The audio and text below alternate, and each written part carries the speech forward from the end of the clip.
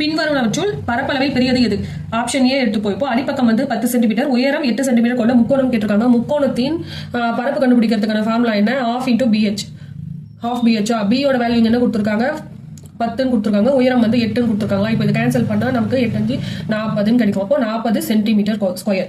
Next B check பண்ணலாம்.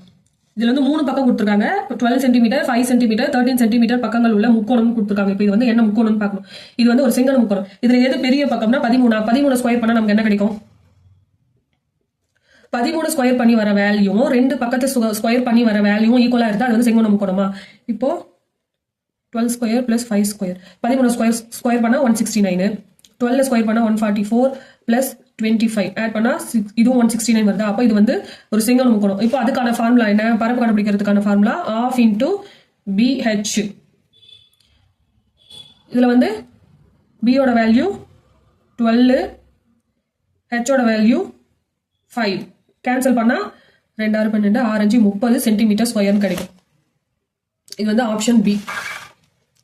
Next வந்து option C எடுத்துப்போம். சீல என்ன கொடுத்துருக்காங்க? 10 சென்டிமீட்டர் பக்கம் உள்ள சமபக்க முக்கோணம் கொடுத்துருக்காங்க. சமபக்க முக்கோணத்தை பரப்பு கண்டுபிடிக்கிறதுக்கான ஃபார்முலா நமக்கு என்ன?